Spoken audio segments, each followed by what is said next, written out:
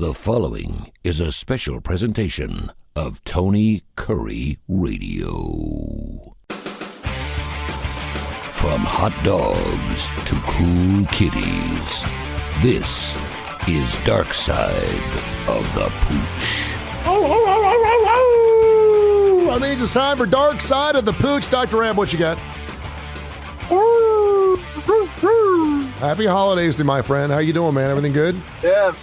Merry Christmas and happy holidays and all that stuff. And absolutely, it's a fun time of year. Everyone is. I don't know. I think for the most part, everyone's in a better mood and it's a little more relaxed. And the kids are out of school, and But I know that there are some people out there where Christmas is it's not happy. It's a harder time. So, hopefully for some of those people out there, we can give them something to smile about. We are going to give them something to smile about. He is Dr. Rab Stewart. He owns the Rossbridge Animal Hospital. The number is 205-208-0301, 208-0301, at Rossbridge Vet on Twitter, Rossbridge Animal Hospital on Facebook. And of course, you can find their website as well. And they are the best when it comes to parent. Let me ask you something. How many cats and dogs do you see annually? Do you know? I don't. I mean, it's a lot. I mean, it's definitely in the multiple thousands. Yeah. All right, so the man is the best, and of course, he knows what he's doing. And so what we do is we take email questions, info@tonykurreradio.net. If you've got one anywhere you're listening right now on the TKR app, info@tonykurreradio.net.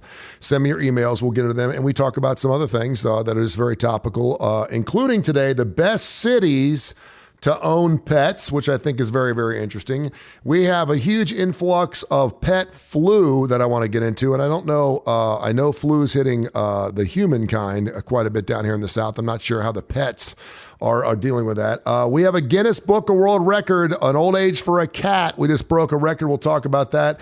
And I'm going to start with a little story here. I just recently moved into some brand new studios here in Hoover, Alabama. Of course, we serve the entire state, the entire country, the entire world. We got people in Yemen. We got people in Mexico City. We have them in Toronto. And of course, right here in the Birmingham area in Hoover.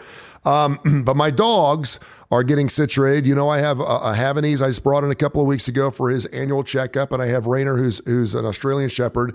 And they're very, very chippy right now as they find their new areas in this new house. So the Havanese is obviously a lot smaller, and he's a lap dog, and he sits in my chair with me. And then my other one, the Australian Shepherd, comes up and he wants me to pet his head. And obviously there's a growling thing. They start growling at each other. You know what I'm talking about? Oh yeah. Okay, so they start growling at each other. So I'm like, knock it off. I got two hands. I can pet both at the same time. Well, dude, they go for each other's throats. Right on my lap. I mean, they're going for it. This is not a barking thing. This is not a growling thing. I mean, they're going for each other's throats. So I wanted to ask you a question. I had a good friend of mine who had a couple of dogs. He used to live behind me at the old house.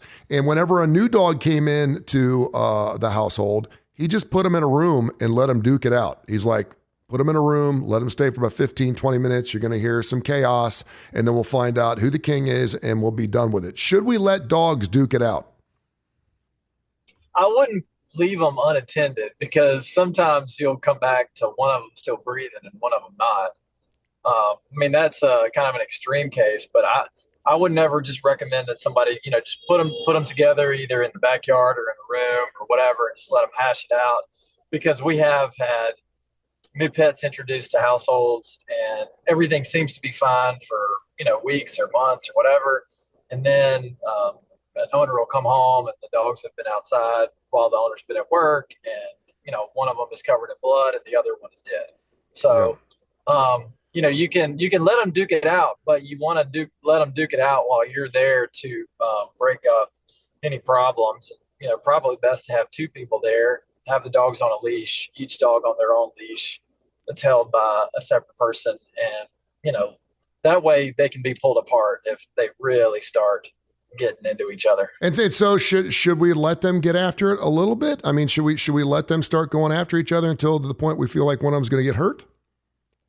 I think it's fine to let them establish that pecking order. Okay. But so, that can be done with, barking and growling and, maybe getting one pinned on the back, but once they start like snapping snapping jaws, that's too much. Okay, and so in the animal world, whether we're talking about hippos or moose or wolves, I know we have alpha dogs, and that dog or that wolf is the alpha until someone challenges him, and it does happen. It happens with buffalo. It happens with every animal sort.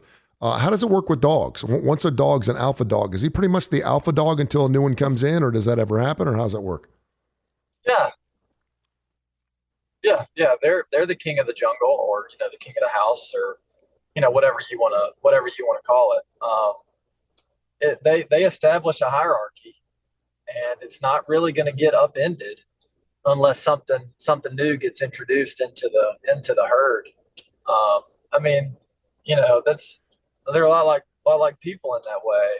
You usually have one person that, whether it's a family or a friend group or a team, you've got one person that carries a big stick, and that translates to the animal kingdom too.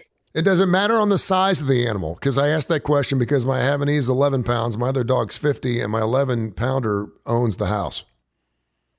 It doesn't matter the size. Okay. And sometimes, the inverse of what you think would happen is actually what happens. So the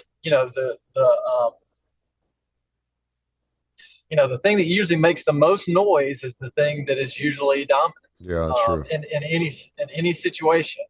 And that's the same with dogs and cats and people. And the squeaky wheel gets the grease, and the squeaky dog gets the title. That is true. Info at TonyCurryRadio.net. Info at TonyCurryRadio.net. We get tons of email questions every single week. Rossbridge Animal Hospital's Dr. Rab Stewart joins us here. Darkside the Pooch. You can hear this show 5 days a week on the TKR app, thanks to the tens and hundreds of thousands of folks who download the app. And of course, wherever you get your podcasts, just download Tony Curry Radio.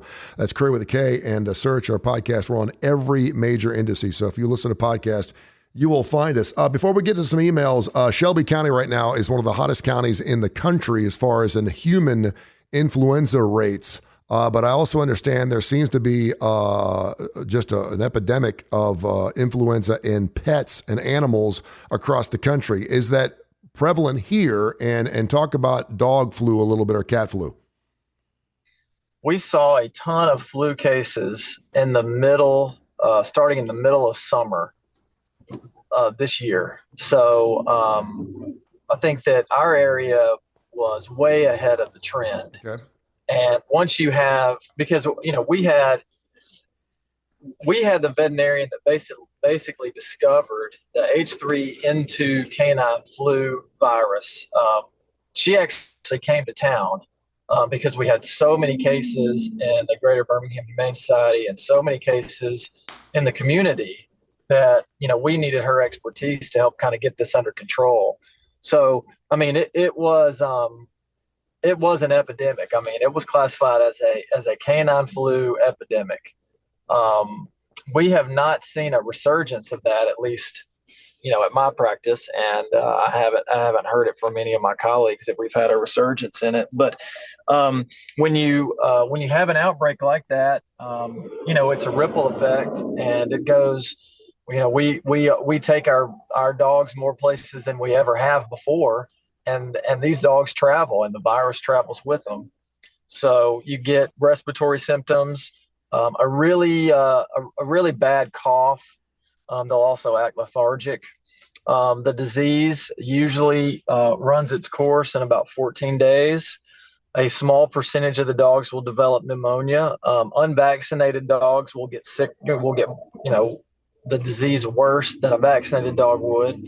When you say vaccinated, what are you talking about? The flu vaccine or just vaccinated over? Okay, yep. So you can give your dogs flu vaccinations.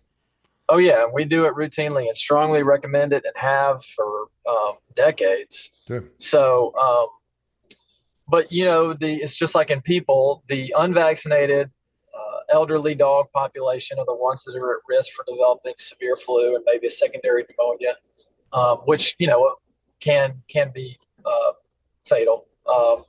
But that's not the norm. Usually within 14 days they're all better. It's just supportive care like it is for us when we get the flu. There's not much you can do. You just have to let it run its course, be sure the dogs are still eating, drinking, and able to breathe, and they don't need oxygen and that sort of thing. Okay. He's Dr. Rab Stewart, Rossbridge Animal Hospital, 208-0301, 208-0301 at Rossbridge Vet on Twitter, and the Rossbridge Animal Hospital on Facebook. Of course, you hear the show 5 days a week here on TKR on the Tony Kurre Radio app, and also, of course, hear us wherever you get your podcast. There was a great email question, and before we get into that, we have another email question, info@tonykurreradio.net. This is probably the most asked question, and a lot of it has to do with the pandemic and COVID, but what diseases, or are there any diseases that humans can give to their pets or pets can give to their humans? And I'm not just talking about being in the same room. I'm talking about, if I lick the inside of my dog's mouth and he had the flu, would I get the flu? Are there any transmittable diseases back and forth? Well, we'll talk about the one that is probably the oldest and the one that we know about the most, but for some reason it is still kind of overlooked. And, that's, of course, rabies. We can get rabies from our pets. And if we had rabies, we could transmit it to our pets if we bit them. So, that's the one that's probably the most, prevalent, even though it may be one that we don't think about anymore because it is so old. Leptospirosis is a disease that attacks the kidneys, and it causes a severe kidney infection. And that is something that's spread by wildlife to our dogs through urine.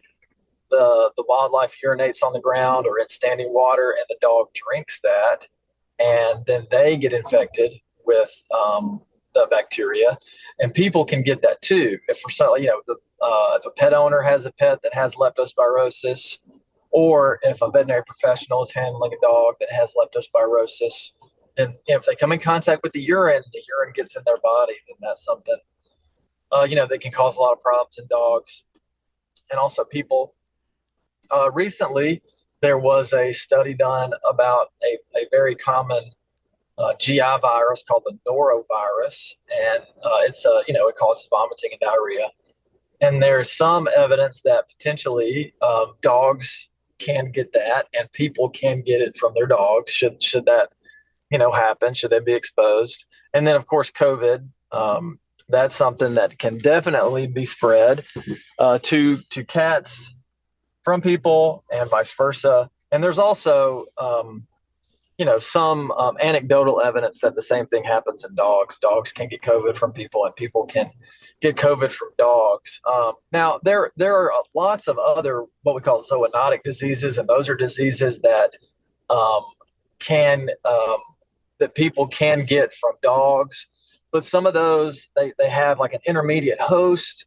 Like we've talked a lot about the plague, and that's from fleas, but a flea transmits the plague from a rodent, and the same flea bites a person, and then that's how they get plague. So there's a lot of indirect sharing of viruses and bacteria, but as far as, direct, those are a handful of more prevalent ones. Okay. Dr. Rab Stewart, Rossbridge Animal Hospital. This is Darkside the Pooch, info@tonykurreradio.net. We'll get to some more of your email questions. The National Pet Owners Survey came out and found out that roughly 70% of all households in the United States own a cat and or a dog. And they came out with their top 10 best cities to own a pet. I love throwing these questions at you because I want you to know which cities in the United States. This is based off year-round weather. It's based on whether there's dog parks. It's based off pet care and veterinarians per capita, and also based on walking situations for animals. Do you want to take a stab at any of the top 10 cities best to own a pet in the United States? I think the Pacific Northwest is going to be somewhere up there. I bet Seattle or like Portland or something. Whoa, hold on a sec. Hold on. Portland number 1, Seattle number 5. You're rolling. And then I would bet somewhere in Colorado, whether it's Denver or Boulder or Colorado's not in. We got some. We got some cities on the East Coast. Yeah, I mean, I bet New York is high up there. New York is number 3 is in there. That's right. Washington D.C. is number 7. Here. And that's. Yeah, go ahead. Let me go a little bit more. I'm sure there's some southern Florida. There is Tampa. Very good. That's number 2. You're knocking these out. And there's going to be some Southern California. Southern California. There is no Southern California. So you have number 10, Memphis, Tennessee. Number 9, Honolulu. Number 8, Raleigh, North Carolina. Number 7, Washington, D.C. Number 6, Miami. Number 5, Seattle. Number 4, San Francisco. Number 3, New York City. Number 2, Tampa. And number 1 is Portland. Those are the top 10 cities to own a pet if you want a doggy or a kitty cat. So I had an email question here because one of the reasons we mentioned weather is important. We mentioned walking, pet care, but also dog parks. Sally in Birmingham wants to know Dr. Rab's thoughts on dog parks. I know there's a big, huge dog park that just opened up off Highway 280. It opened a couple of years ago. I know a lot of people, and they have a very good system in order to meet your pet. They do all types of, not testing, but they make sure they're vaccinated, everything else, but they want to see how your pet gets along with other pets. But we just talked about, pecking order and alpha dogs and dogs. I mean, hell, my 2 dogs have lived together for 5 years and they got in a fight right on my lap. How safe are dog parks just to let your Pooch go with other dogs? Dog parks are really important because, especially in younger dogs, they help socialize. So they're a really important part of a young dog's development. And they're also a really important part of, mature or elderly dogs' ability to exercise, and stay in shape. So they're just the only thing that you need to be concerned about is you're just not sure about the health of the pets that are there. But that's no different than if you take your kid to a playground, and playgrounds are awesome and they're super fun for kids. And it's just, because you can't let a possible fear of, getting a respiratory disease or getting a GI disease or, your dog getting into a little tussle. You can't let those things keep you from letting your dog have a fun time. So you just have to be aware of some of the things that are possible. Be sure that your dog's on flea and tick and heartworm prevention. Be sure your dog's up to date on pertinent vaccines. And if your dog is not feeling well, just like in us, don't take them. Yeah, and you mention this all the time, and I know it's a pain because we just want to let her. And I know there's a couple of new dog parks down in City Walk as well. There's some fenced-in areas you just let your dogs run, but those are not. There's no one looking at whether your dog's vaccinated, what kind of dogs get in those areas. So if you do take your dog down there and just decide to let it run, realize the risk factor there. But you always talk about leashing. I mean, I know people don't want to leash their dog. But it's such an important teaching tool. Not only that, but to leash your dog in the house so you can actually control where it goes and how it goes is so vitally important. So if you're a little wigged out about going to a dog park, put it on a leash and just keep it by your side until you can figure out how it's going to react, correct? Yeah, that's really important because a lot of these dog parks have areas where, it's kind of free range. They may have a little an area where the dogs can be off leash. So even if you're in an off-leash place, you can still get in there and have a leash on your pet and be sure that all the dogs in there are going to, get along and you're not going to have a Cujo. Yeah. A Cujo. He's Dr. Rab Stewart, Rossbridge Animal Hospital. Give them a call. I know they're booked up as far as in boarding goes for the holidays, but come January, they'll hit the ground running. It's going to be a great 2023. Rossbridge Animal Hospital on Facebook, of course, at Rossbridge Vet.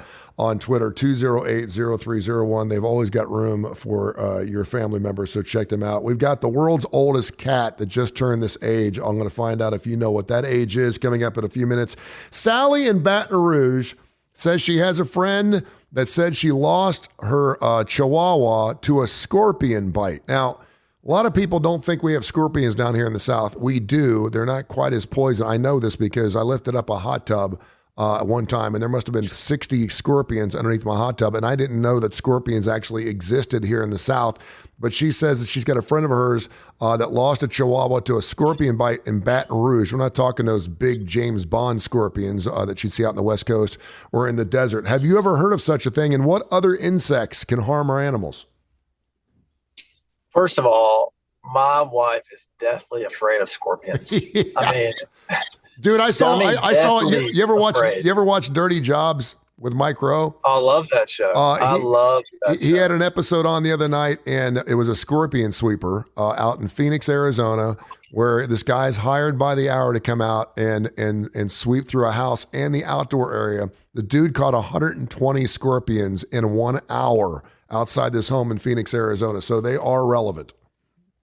Oh yeah, and you see them from time to time here. They glow in the dark at nighttime. You flash an infrared light, and they glow. They grow in the dark. That way you can find them.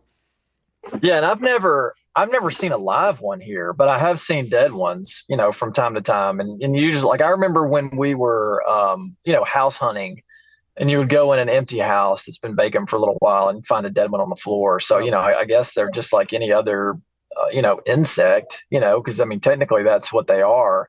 But I have never had any experience with of sting from a scorpion in a pet that I know of. But it's like in the Southeast, I lived there for a brief time after vet school, and they were, you'd hear of, scorpions getting into horses and stuff like that. But I don't have any experience with that. What about bee stings? Oh yeah. So, you ask about other insects. Mm-hmm. Well, spider bites and fleas and ticks. I mean, fleas and ticks they're gonna transmit way more diseases that kill more dogs than like something exotic like spider bite or a bee sting. Fleas and ticks are responsible for I don't know what the number is, but I mean, it's got to be in the hundreds of thousands of in the U.S. The spread of disease. Whether it's Rocky Mountain spotted fever or Lyme disease, leishmania, or Lichia. What's leishmania? What's that? Those are all bacteria that are spread by ticks. That sounds like something you made up. No, it's real. It's real. So it's a tick-borne illness. Those are the main insects that are going to cause problems. And some of these things can be hard to diagnose. Because you don't see bite marks, right? Yeah, you don't see bite marks, and the symptoms are just nondescript. Sometimes they'll have lymph node enlargement, and you'll see that with tick bites as well as flea bites.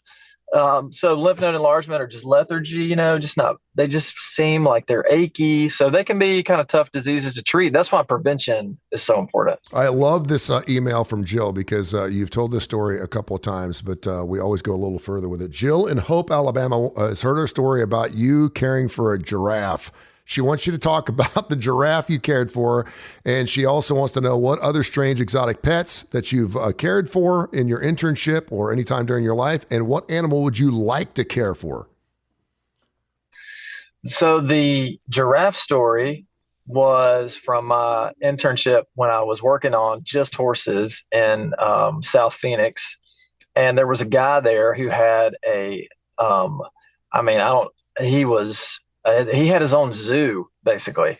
He had giraffes, he had camels, he had zebras, and then he had like the standard stuff. He had some horses, but there was really no one around. There's not a vet school in the whole state of Arizona. Well, I mean, maybe they've gotten one in the last few years, but I don't think they have. So, it's not like there was like a school there that could take care of exotic animals. So these kind of, quote unquote zoo animals were left in our care. And so one of the giraffes had a baby, and we went over there just to basically do the same kind of exam you would do on a new foal, which is a horse, a new foal exam on the giraffe. And, it was just mainly, listen to its heart, check it out, be sure it didn't have any birth defects or things that could cause problems down the road, and the giraffe was fine. But being next to a newborn giraffe was really cool. It was exactly as tall as me, so it was a little bit over 6 feet tall. It was pretty crazy that something that young is that tall. But there was another when I was a senior in vet school. Maybe we told this story, maybe we haven't, but there was a zebra that was found on a baby zebra that was found on Interstate 85. No. Wow. Yeah. There was a baby zebra. And so it was hurt, and it was in the middle of the night, and somebody found it, and they brought it to the vet school because, a zebra is a horse. Yeah. It's a funky looking horse. So they brought that zebra to the vet school, and I, just so happened that I was on my horse rotations.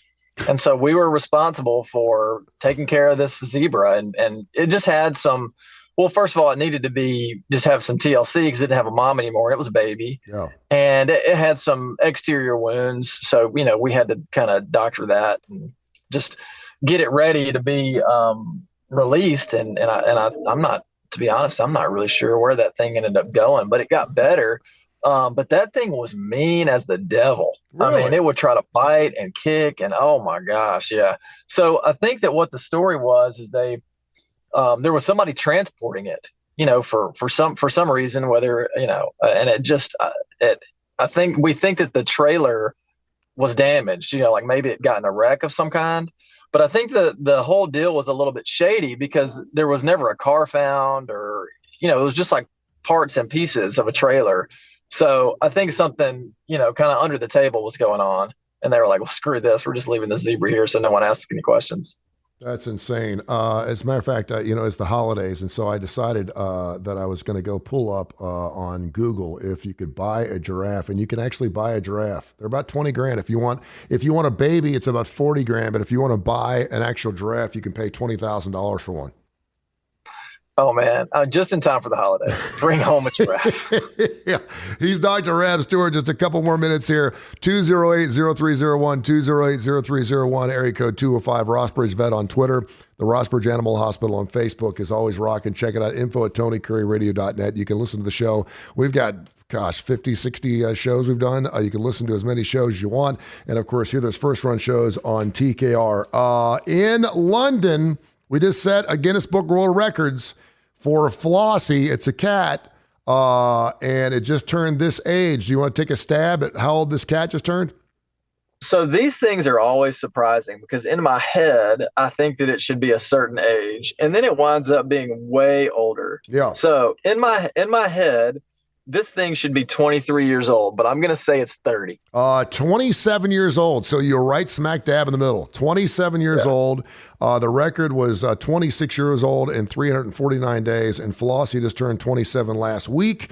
Do you want to take a stab at how old that is in human years, at least according to these veterinarians? According to the veterinarians, this cat is 127 years old. 120 years old. You're close. You know exactly what you're talking about, brother. That's pretty good. Well, some days. That's pretty good. And so for people like trying to do the math and are trying to go, wait a minute, 7 times 27, if you've listened to the show here, Darkside the Pooch, you realize it's not 7 years for every year. It comes averaged out to 7 years if your animal lives to be 10, 11, or 12 years old. But when you got one that's going 27, all bets are off for sure. Dr. Rab Stewart, thank you so much for your time. What you got going on for the holidays? Share a little holiday cheer for us. Give us some words of wisdom over the holidays, and then talk about what you got going on in 2023. Well, just, remember why we have Christmas, the birth of Jesus. So sometimes that gets lost. So just, enjoy spending time with your family. That's what I'm going to be doing. And just trying to remember that it's not about the presents. It's fun to get presents. It's not about the lights. It's not about the tree. It's about Jesus. For 2023, it's the same as it is every year. Every day you just try to do better at work, and try to do better with your family, and try to do better with others. So it's the same goal every day. There you go, brother. Hey, man, thank you so much for your time. It's been a stellar year. We're going to catch up coming up the first week of 2023. And always, I love you. Keep in touch with me. Happy holidays. Merry Christmas to the entire family. I love you, man. All right. Love you guys. This has been a special presentation of Tony Curry Radio.